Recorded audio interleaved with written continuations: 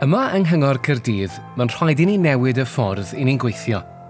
Ar hyn o bryd, i ni'n cyflenwi dros 700 o wasanaethau ar gyfer 352 o filoedd o bobl ledled ein prifddinas.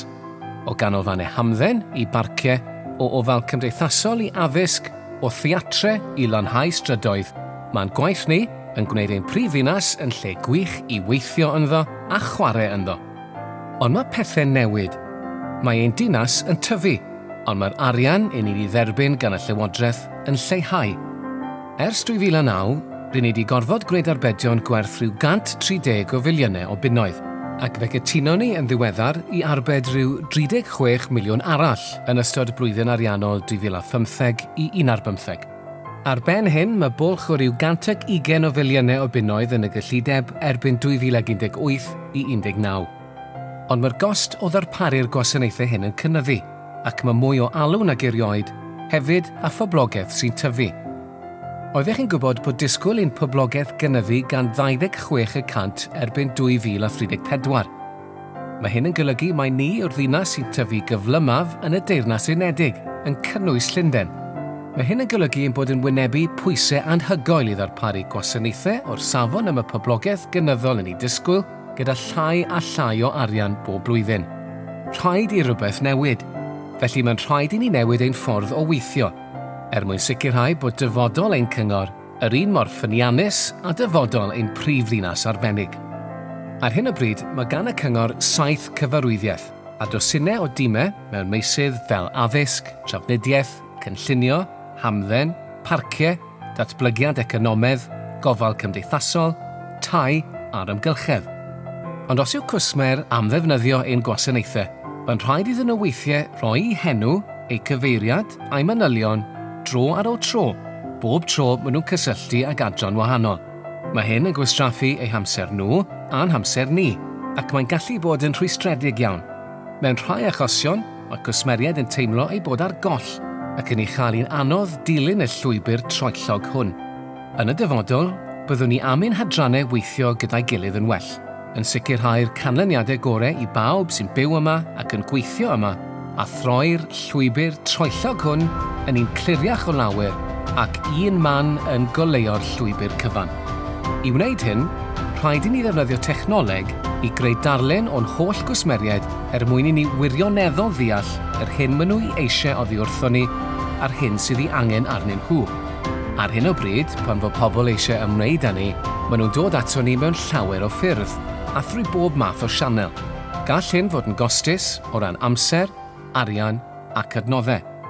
Oeddech chi'n gwybod bod pob cyswllt wyneb yn wyneb â chwsmer yn costio £8.62 a sgwrs dros y ffôn yn costio £2.83. Wrth ddelio gyda gymholiad cwsmer ar-lein fodd bynnag, y gost i'r cyngor ac felly'r sawl sy'n talu'r dreth gyngor yw 15 ceiniog yn unig. O ymholiadau syml i dalu biliau, trefnu'r dreth gyngor neu fwcio dosbarth ffitrwydd, gall y rhyngrwyd fod yn ffordd o ryddhau amser gwaith i ganolbwyntio ar faterion mwy cymhleth sydd ag arnyn nhw ragor o adnoddau. Mae defnyddio technoleg ar-lein i ddarparu'r gwasanaethau symlaf lle gall cwsmeriaid i helpu eu hunain yn golygu y gallwn reoli'n amser sy'n mynd yn brynach arno ni, ac yn newylliant 4 awr ar hugain y dydd, 7 diwrnod o'r wythnos, lle mae pobl am ddefnyddio gwasanaethau a chalnwyddau pan fo'n gyfleus iddyn nhw. Bydd gweithio ar-lein yn ei galluogi i wneud busnes gyda ni ddydd a nos. Mae hefyd yn caniatáu i ni gasglu gwybodaeth real am yr hyn y mae pobl eisiau gan y cyngor, yn ein helpu i roi trefn newydd ar wasanaethau a diwallu gwir anghenion ein cwsmeriaid. Yn y dyfodol, byddwn yn ymdrin ar rhan fwyaf o ymholiadau a thrafodion ar-lein, yn caniatáu i ni ddarparu gwasanaethau wyneb yn wyneb i'r rhai sydd â mwyaf o angen ein help. Efallai nad yw hynny'n ymddangos yn llawer ar hyn o bryd, ond mae ymholiadau a thrafodion syml fel hyn yn cynrychioli 60% o'n hamser cyswllt gyda chwsmeriaid, ac fe ellid delio â nhw ar-lein, trafodion sy'n costio'n fryd ac arian y gellid i ddefnyddio'n well mewn mannau eraill. Ein nod yw bod y gwasanaeth yn ddigidol yn ei hanfod ac yn ein wyneb yn wyneb pan fo angen. I wneud hyn, rydyn ni'n cyflwyno ffordd newydd o weithio, rheoli perthnasau cwsmer, RPC. Mae archfarchnadoedd mawr wedi bod yn defnyddio RPC i ddeall eu cwsmeriaid yn well. A nawr, bydd yn ein helpu ni i greu darlun clir o'n cwsmeriaid ninnau. Bydd y system newydd hon yn ei gwneud i'n haws i'n cwsmeriaid ymgysylltu â ni drwy greu cyfrif ar-lein unigryw y gallwn sicrhau'r canlyniadau gorau iddyn nhw. Bydd y cyfrif ar-lein hwn yn golygu y byddwn yn casglu gwybodaeth am y cwsmer bob tro y bydd neu hi yn ymwneud â ni. Bydd hyn yn ein helpu i ateb ei gofynion yn gynt ac mewn ffordd fwy effeithiol. Bydd hyn o fydd i'r cwsmer ac i ninnau. Bydd yn golygu ein bod yn gallu datrys problemau'n gynt a lleihau'r pwysau sydd arnom ni a chreu gwell perthynas gyda'n cwsmeriaid hefyd.